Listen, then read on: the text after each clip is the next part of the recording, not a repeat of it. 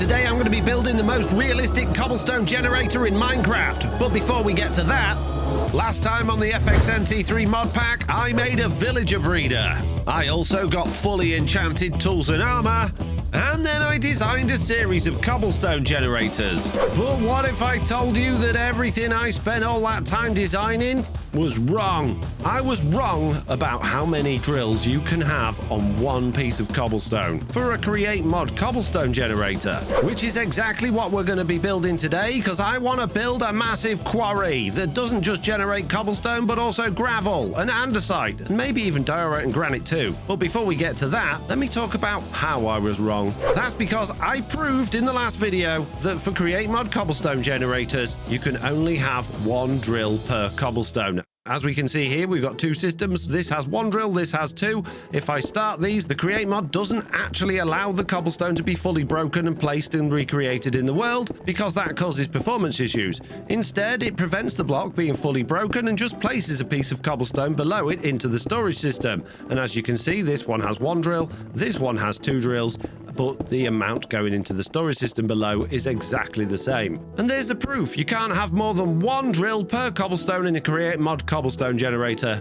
But you can! You can have up to 4 drills per cobblestone in a cobblestone generator, and in a minute I'm going to show you exactly how and why you might not want to. But before I do that, I've got to deal with those villagers.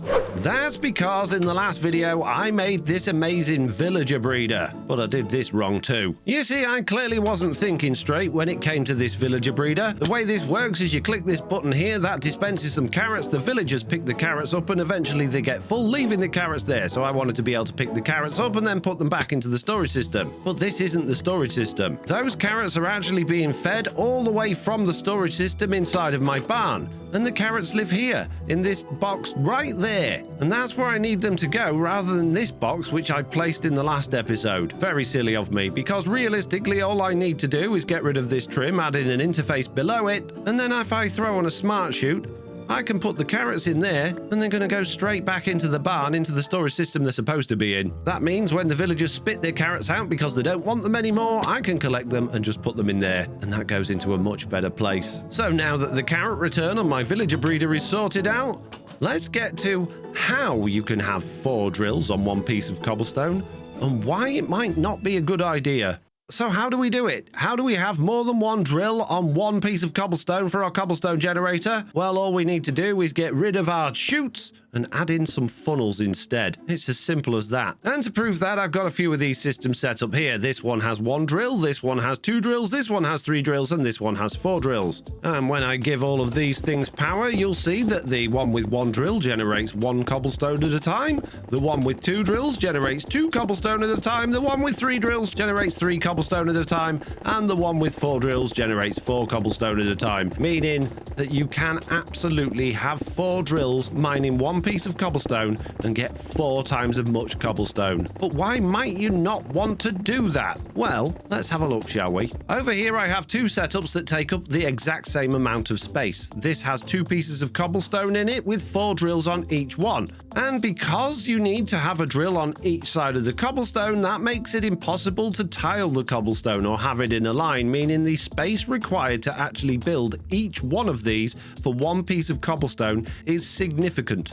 Whereas if you just have 2 drills per piece of cobblestone, you can go from having 8 drills all the way up to having 12. 5 pieces of cobblestone with 2 drills on each, plus 2 drills at the end equals 12 pieces of cobblestone in exactly the same amount of space, generating far more cobblestone. But obviously, Minecraft worlds are infinite worlds. You're never going to run out of space, so space really shouldn't be a consideration when you're building these farms, right? Well, at some point, you're going to have to build a building around them, and the bigger the thing is that goes inside that building, the bigger the building's going to be, which means time and resources are going to be multiplied for however big you need to make it. And the other problem is, in order to make it compact, you need to use these 6-way gearboxes from the Create Connected add-on, which have a problem. When you power the side of a horizontal one of these, the horizontal parts go at the same speed as the drill, but the top and bottom go slower. If you power a vertical one from the side, exactly the same thing happens. The opposite sides go half as fast as the ones at the top. And in order to make our cobblestone generator that has 4 drills on each piece of cobblestone, you need to use a lot of these 6-way gearboxes in order to power it in an efficient amount of space, i.e. not taking up a massive amount of room and getting these cobblestones as close together as possible. Now, this system is infinitely tileable. You could create this as big in that direction or that direction or that direction or that direction as you want, and you can just keep going, adding more and more drills and more cobblestone. This particular piece has 7 pieces of cobblestone with 4 drills on each, giving us 28 pieces of cobblestone effectively at a time, and it works pretty well. But there are some significant downsides, those being that these drills in the middle here don't spin nearly as fast as the other drills, making them a whole bunch less efficient at generating cobblestone than they would be if they were going full speed. And this system doesn't take up much less room than this system. Well, perhaps vertically, but horizontally it's almost exactly the same.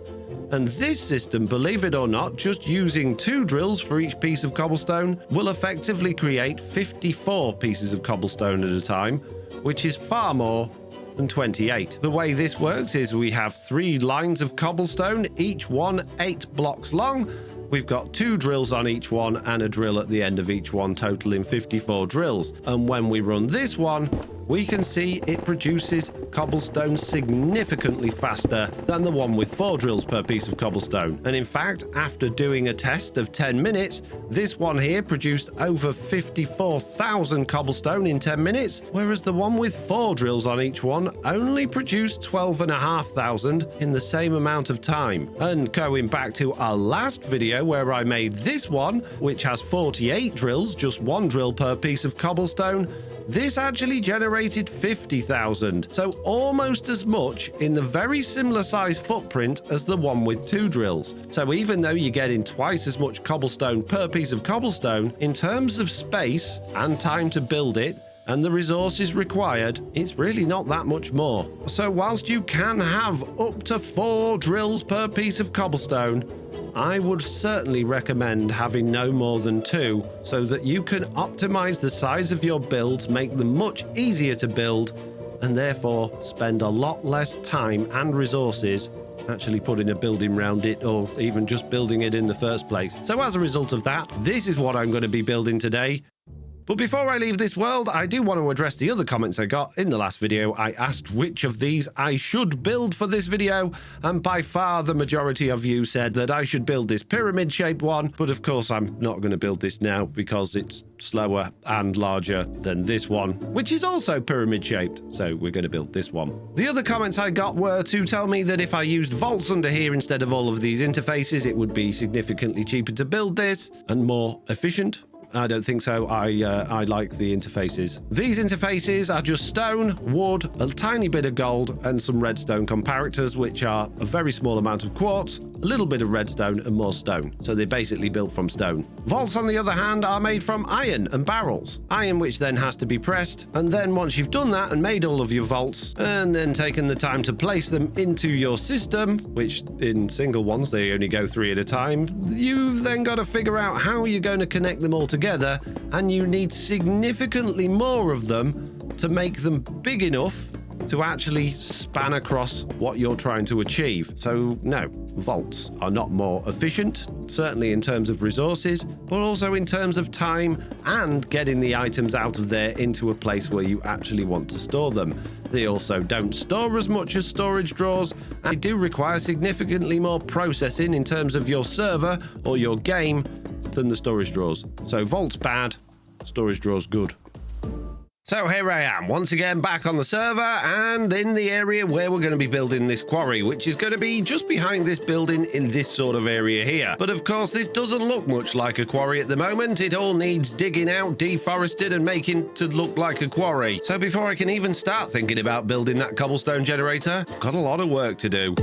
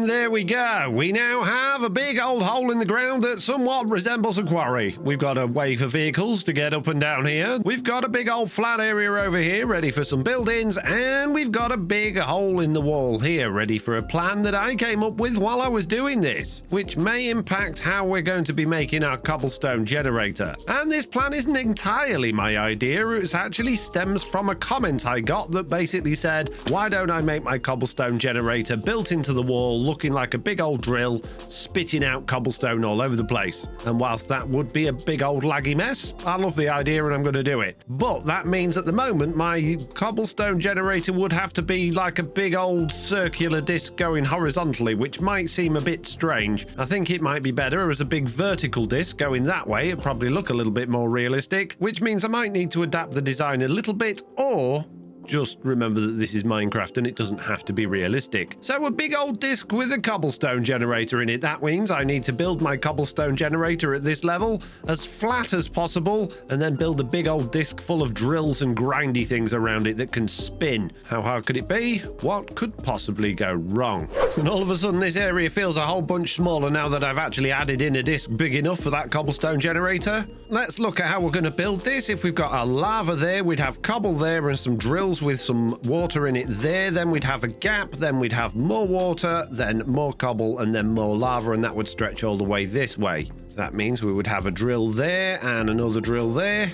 And if we get rid of these lapis blocks, we would have water there and water there. So if I just bring these all the way across along here like this, and I'm going to do the same for these ones across the top there. And then, of course, in the middle of those drills, we'll need a whole bunch of chain drive. And we'll need chain drive on the tops of these as well. We need something underneath our lava to stop it pouring all over the floor. And the same thing under our drills to stop the water pouring over the floor as well. Then underneath the cobblestone, we need to put on our draw controllers, but I need to be able to reach these to put the funnels facing into them like that. And that's basically the basics of the cobblestone generator, which would give us 7 cobblestone on each side.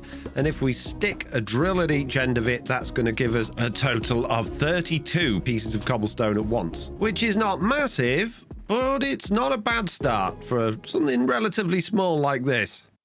Obviously, we need to get all of this connected to power as well. So first of all, I'm going to bring some chain drive across here to connect those 2 drills. And I'm going to do exactly the same thing at the back to connect these ones. And then just to connect these together, all I'm going to do is flip this one around, bring that one out an extra block and flip that around, go underneath and just link those together with some chain drive. I'm going to do exactly the same thing here at the front, like that. And then all I need to do is connect these top ones to this, which should be pretty easy if I just bring that out like that out like that. I can come up there with one of those, one of those, one of those, and one of those, and now everything's connected together. To connect the storage drawers together, I'm going to just throw a bit of trim there, a bit of trim there, a draw controller there, and for now we'll just have the cobblestone being stored in there. Then I can come along and start putting all of the lava into here. Now I just need to make myself an infinite water source so that I can fill up 14 buckets of water, and then I can just waterlog these drills that are in the middle, completing our cobblestone generator completely. Well, that was easy. Now, obviously, at the minute, this thing's got no power and it's going to need power. And the way we're going to get that is from our power station over there. And that just means digging down, running a power line through the walls and trying to hide it as best as possible.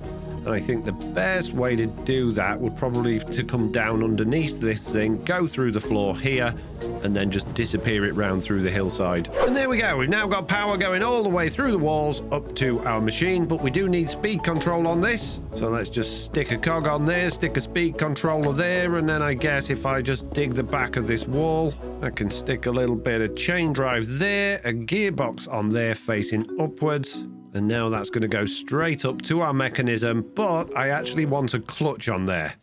And eventually this clutch will be powered by a redstone link that's monitoring how much cobblestone we've got. But for now, I'll just put a lever on it just so that when I connect this, we're not just immediately powering the farm. And throw a bit of casing on there, and there we go. Now we have a cobblestone generator that hopefully I'll be able to disguise in a big spinning disc. So let's see if I can do that. Oh, I suppose we should probably test it first, shouldn't we? Let's go and flick that lever on and make sure it actually works before I get carried away. It sounds like it's working.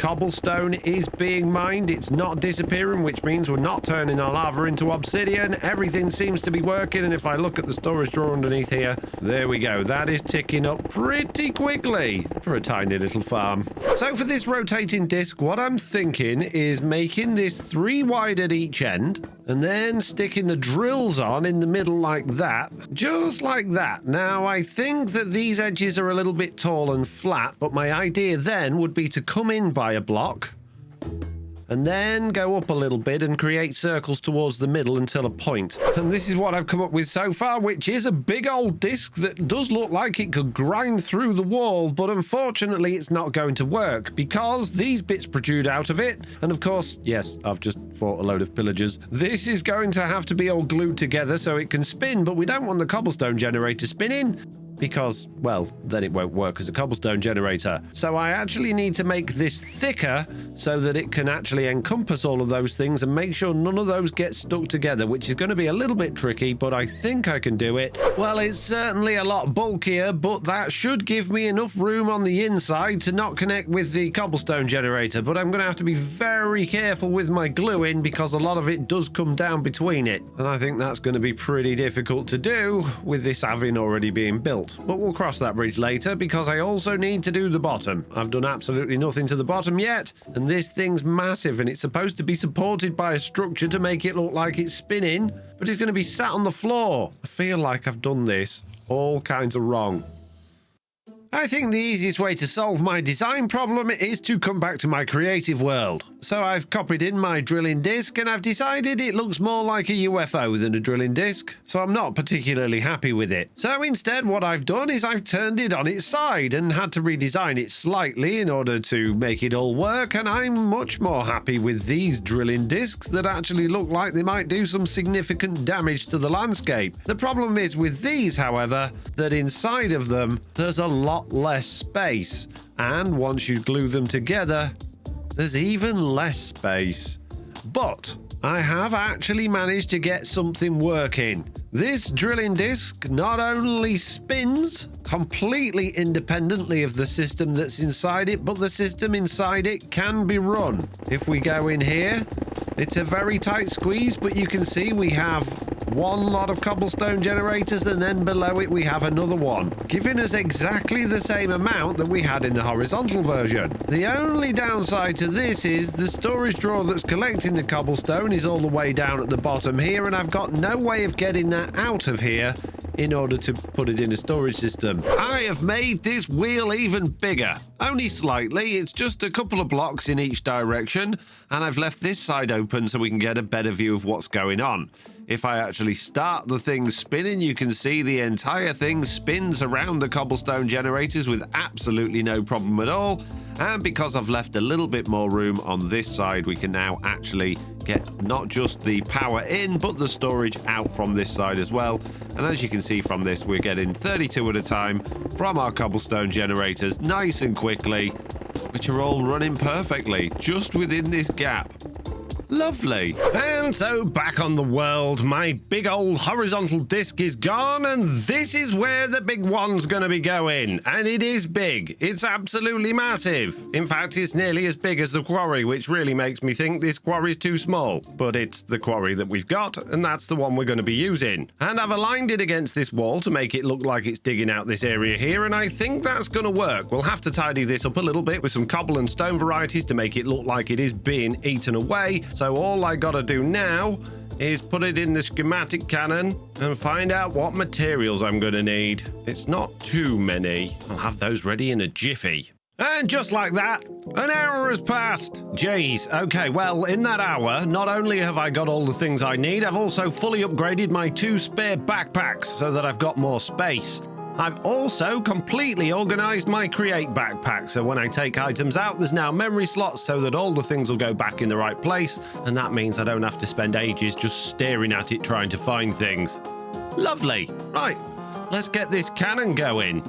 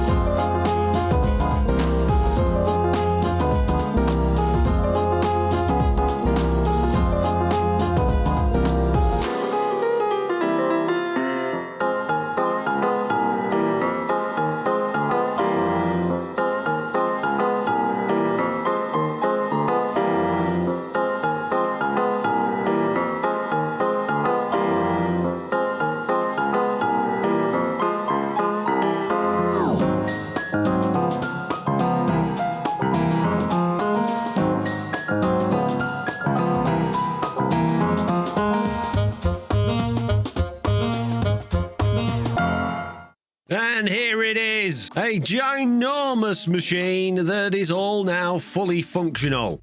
We've obviously got the big old drilling disc at the front, which is making its way through into this terrain here. It's got some big old bits on the side which allow me to transfer the power in from down below. And then I've been able to twist those using mechanical bearings to create these big old girder structures down to the tracks that this is sitting on, because this obviously needs to be a vehicle so it can move forwards and backwards. And of course, right in the middle at the back, we have this cab, which is technically a counterbalance as well, sitting on all of these girders. And if we go up the ladders and hop inside, we can actually operate this thing. We have two levers. One turns the cobblestone generators on the inside. As you can see, they're running quite nicely. And these are all feeding out through this arm, down this frame trim, all the way down underground into this box here. And the other switch, obviously, makes the whole thing spin, which just makes this entire thing look absolutely epic. We've got an actual cobblestone generator inside of a huge machine generating tons of cobble. But it's not finished, because I don't want the cobblestone being stored underground. I actually want it to look like this is spitting out cobblestone. So what I need is the cobblestone to be spat out around this point here, running underneath this on some conveyors, and then making its way out of the quarry up to this building here that doesn't exist, where we'll be processing it all and turning it into all of the things that we need. So for now, I'm just going to turn the machine off and concentrate on this cobble spillage stuff, which means I need to follow these frame blocks down below, down to where that's all stored, which is squirreled away down here. And I need to get this out of there, up to the surface and onto some conveyors. And I think realistically, this conveyor system needs to be at least 3 conveyors wide just to make it look the part. So let's just bring this down this way as far as we can. Oh, we can get almost all the way to the back of this machine as well. That's fantastic. So let's have 3 belts along here. And then we need to divert these off up the side of the quarry. So if we had some more belts coming out this way to probably around about here, then we could probably just go up at an angle. And we can bring that belt around about there. So we can get that coming out of there like that. That looks okay. And we want that to go over the walkway so that we can get it into our building. And joining all of that together, it's not really ideal, because that means that my ladder, in order to get up this, is now over the belts. But I don't really know how else I'm going to do this, other than maybe taking it underground at some point and then taking it back up over there, which might not be a bad idea. So just a couple of minutes later, I've now got these conveyors all running down underground, swapping onto these sets of conveyors, coming back up the other side and all the way up here, over the top, where everything will just get spat out currently into this sort of grassy area. But that all works, and it looks great, I think. However, it does need some tunnels down here to actually join those together, because currently everything's just going to end up on one belt. But I'll worry about that later, because right now I want to concentrate on the cobble flinging. Cobble flinging. In order to do this cobble flinging, what I'm thinking of doing is, in front of the belts around about here, putting in some fans in the wall, and then having some chutes above those, dropping the cobblestone down on top of them, which will hide behind the rock somewhere, and hopefully these will blow fast enough to fling the cobble across to there.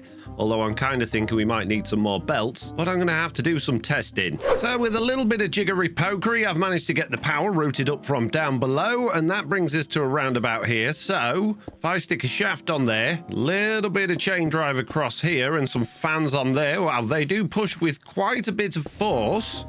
Now, if I was to throw a bit of cobblestone in front of them, it's not bad, but they do hit the spinny thing, which isn't ideal. So we might have to bring these conveyors forward a little bit. So I'm also thinking we might need maybe another set of fans a bit further back, higher up, and maybe even have some more fans lower down, pushing things even further across. Okay, I've added one fan in lower down for now, just because I need to be able to get in to move things around, and I've got the fan above. I've also got a chute above that with a barrel, so if I put a little bit of cobble in there, let's see what happens. It does end up on the belt. That's amazing. Okay, in that case then, let's add a couple more of those in there. And I'm wondering if these fans can actually blow past non-full blocks like this half slab here, because if they can do that, then we can actually make this terrain look a little bit more interesting, not quite so open. And it looks like, I think, we might be able to get away with it. So let's just texture these a little bit with some of the blocks that I've got on hand. Obviously inside of there is going to look a little bit rubbish unless I can get in with these blocks here and probably even do this. That might work, but I now need to reattach the power. Yes, it looks like it will. So the fans are a little bit visible, but not particularly. And I can do exactly the same thing up here as well. But before I start plugging in those fans, I actually need to get the cobble up above this. And so with a little bit more jiggery pokery, I have managed to get this frame trim, which is attached to our cobblestone, across the roof here, through the wall behind us, and up above here to above these chutes. And each one of the blocks above these chutes has one of the interfaces, meaning we can just pull the cobblestone straight out of there, straight down in front of these fans, which don't exist yet. So I guess if I put the fans back on like that, that's going to get those blowing. Then all I need to do is just tidy up the front of this to make it slightly less visible, and hopefully it will work. And there we go. That looks a little bit more natural. The fans are still a little bit visible, but let's just pretend they aren't. So now all I've got to do is join that storage trim together so that we can actually get the cobblestone flowing out of there just by putting that one in there. And now I need to quickly run outside so I can see this thing in action, as all of my cobblestone now just ends up getting flung into that hill over there. There it goes, look. But look at it, it's working. If we had this thing turning, it might look even better. But it's working. It's just, oh geez, the 6,000 cobble's going to end up in a pile over there. I need an on and off button, don't I? Oh geez. Okay, it's now turning. Does that make it look better, and does it still work? It does.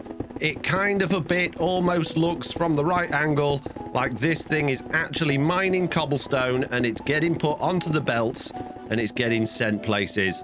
Now, obviously, we're only actually ended up on mainly one of the conveyors here. We're getting onto two, and that's because I need to put some tunnel blocks underneath there just to get them to spread out properly. In order to make this on and offable, I'm going to replace these chutes with some smart chutes, throw some repeaters on the back going into them, stick down a little bit of redstone dust there, and then put one of these redstone links on there. Then I'm going to put cobblestone and a smart chute as the filter, invert that, and then back in the cab I can basically put a lever on to lock those to stop them from actually releasing any cobblestone. Just like that. And now I should be able to turn that off and on nice and easily, which means I can once again connect the trim to get it all connected together. And now these shouldn't drop any cobblestone down until I turn that redstone link off. One thing I do have to think about with these though is we need these to be able to eject cobblestone as fast as we're actually creating it, and we're generating 32 at a time. These will actually drop 64 at a time, which means we don't actually want them set to 64 because we'll just get all of the cobblestone out of one chute and it won't be split upon them. So I'm going to set the side ones to 11 and the one in the middle to 10, and that's 32 in total, but I don't know if these things release as fast as the cobble's generated, so we might have to tweak those numbers later. For now though, I need to get down below all of this. I could really do with a little hatch ideally, so that I can get in here and just throw some tunnels on there like that, and then I need to get above those without completely destroying the floor, which is going to be tricky because it's made of gravel, and just make sure they're on split, which they are by default anyway. And now the hole in the floor's fixed, and we can give this another test. So let's turn absolutely everything on and see this thing go. And there we go, look, the cobblestone is coming out on all three lanes. It's going down there, it's coming up there on all three lanes, and we are absolutely getting tons of it over here. So much so that if I pop a couple of barrels down there, with a couple of smart shoes on top, we might even be able to catch it. Not quite. There we go. Now we can catch it and put it into the barrel so we're not losing it all. Amazing. I can't believe it worked. Now, of course, we don't actually want the cobblestone being thrown into barrels in the middle of this field. We need a building for processing and doing all that sort of fun stuff. So I guess I've got even more building work ahead of me. But before I start building, I do want to go down here and make sure we're actually getting rid of more cobblestone than we're putting in, which we are, which means our smart chutes are keeping up. In fact, they're probably going a little bit too fast, but that's absolutely fine as long as it looks semi-random coming out of there, which it does. That looks perfect. Oh, this is amazing. I love it. But we should probably do a real test and see how far we can fling a wandering trader. Go, sir, go. Oh, he didn't get flung very far at all. That was rubbish.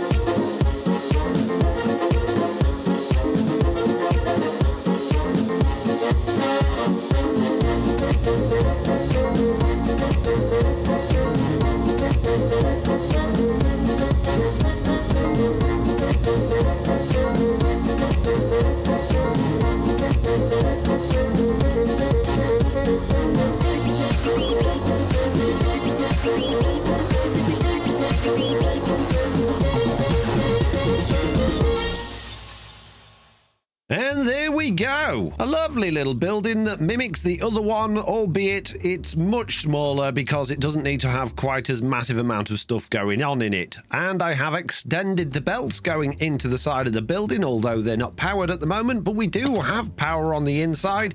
And we've got plenty of space for all the processing stuff we need, mainly to create gravel and andesite. They're the ones I'm bothered about the most. And while gravel is simply just crushing down cobblestone, andesite can be a little bit more tricky because you either need diorite or you need a good supply of flint and some gravel and some lava. Now, we've got an infinite lava supply, so that's not a problem. We're going to have plenty of gravel coming through from the cobblestone. Where are we going to get that flint? Jumping over the trees and down to our train, we're actually already generating a whole bunch of flint on the train as part of our sand making process. And we've got currently, well, 18,000 of it, plus all of the stuff that's in the ender chest. So that's not a problem, but we will drain that pretty quickly because we only generate that when we're generating sand, and we're not generating sand because the gold and iron are full. So we can't exactly rely on it. Now, we could get flint by crushing down tuff, but we don't have a massive amount of tuff. And in this mod pack, tuff is not renewable. I can't just generate it like I can in other mod packs with custom recipes, which means we've either got to wash gravel to get a 25% of getting flint, or we could mill gravel, which gives us 1 flint per piece of gravel. That's more gravel per flint, but I will miss out on the iron. But it doesn't matter because there's only a 12% chance of getting 1 iron nugget, and as usual, my iron farms are both full. We've already got over 220 blocks of gold, 220 blocks of iron there, and once again my other iron farm has been running constantly. This one over here, which currently has another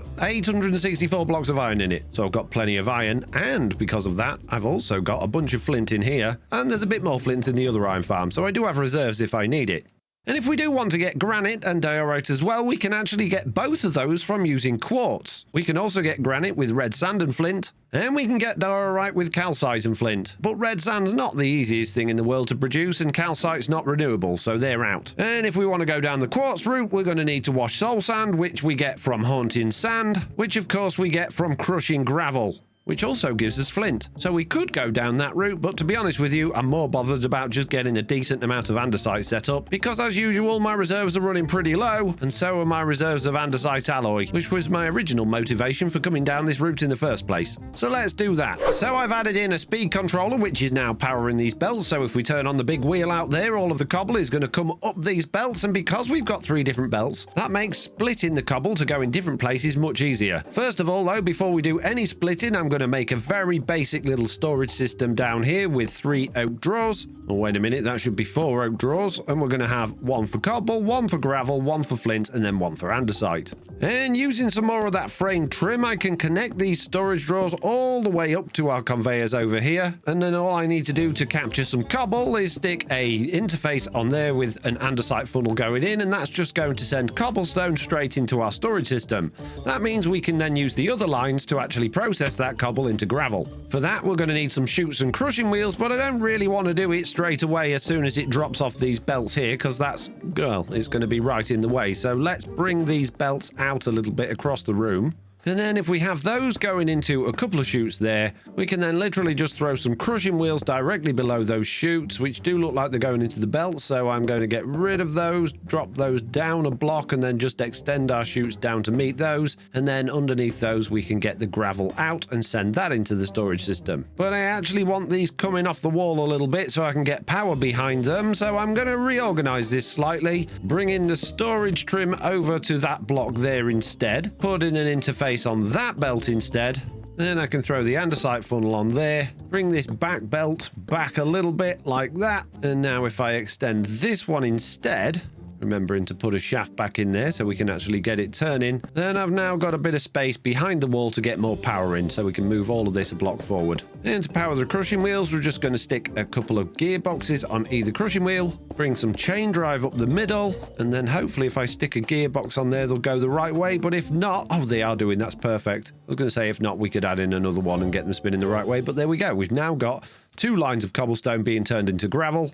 And one of these lines we don't want to wash to just get a 25% chance of getting flint. We want to mill it. So if we say we want our flint line coming this way, like that, we can then come off the other direction, to produce our andesite. Now, depending on how fast these millstones go, we might want to end up doubling this up to make this twice as fast. But for now, we'll just have the gravel drop on this belt, go into the millstone there, and then we can take the items out of there and then come back this way to join with the andesite line. Now, at this point, I don't want all of the gravel being turned into andesite because we actually want to store some. This building is going to be the hub for all of my cobble, gravel, and andesite going forward for the rest of the world as we move to new locations. So understanding that, I actually then need to split some of the gravel off from this belt here, which we can do with a couple of tunnels. One side can go straight into the storage system and the other side can be used to make andesite. To make the andesite, we're going to need a basin with pipes underneath it to get the lava in, although we could pump it in from the side depending on how easy this is to orient. But we also need to get both gravel and flint in there as well. So we do need two sides to get items in and obviously a side to get items out. What if instead of doing that, we put the basin on here, flip the output to this side, took the lava in, perhaps we could even do the lava from above if we need to, and then instead of having this set up here, take the gravel in and put it in that side. We'll put the flint in that side. We'd have to go like that to split that, and then have another belt this way to bring the gravel out. And now we're going to get andesite on there and gravel on there. To get the lava in, we can literally just put a pump underneath that pipe there, coming straight up from our lava tank. However, we do need to give this the right colors. And then we can put our pump above it, and as long as that's powered, that's going to get lava out of there and put it in there. That shouldn't be a problem. We'll filter that so it only makes andesite. And of course, in order to do that, we actually need to put a mixer above it, which will go through the pipe. But before I get too carried away building any more of this, I'm going to temporarily bring over some of this storage trim in this direction over here, stick on a couple of these draw controller interfaces, put a couple of funnels on there, and see if we can't get this powered and running. And it'd be really nice if I had control for all of this cobblestone over at that area and not in this cab, but for now it's in this cab, so let's just get it all turned on and let's see what happens with this cobblestone. It's backing up. Well, that's a good sign. Oh, the wandering trader is back. Do you have any propagules? I keep checking, but you never do. Gravel's going in there. Flint is going in there.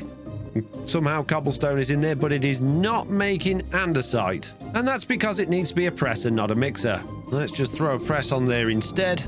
And then we'll just connect that press to this shaft. There we go. And now we're producing andesite.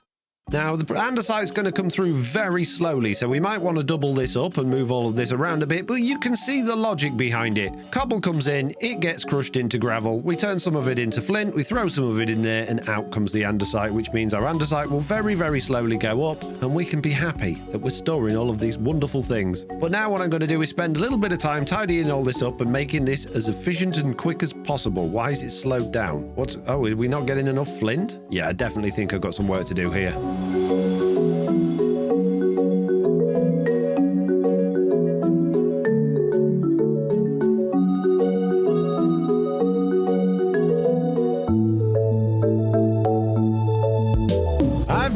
It took just over an hour, but I have now made a machine that creates plenty of andesite as well as a whole bunch of cobble and gravel as well. The cobblestone is going straight down into that storage interface there as it was before, and the other two lots of cobblestone are coming into this vault, and we're collecting as much as we can in there so we can allow 64 at a time through each of these chutes. Once they're processed through the crushing wheels, they come under these chutes, and these two chutes here then just go up this ramp, and we just store all of that gravel inside of this interface, and the rest of it is split 4 ways into these 4 different millstones. All of that's getting turned into flint.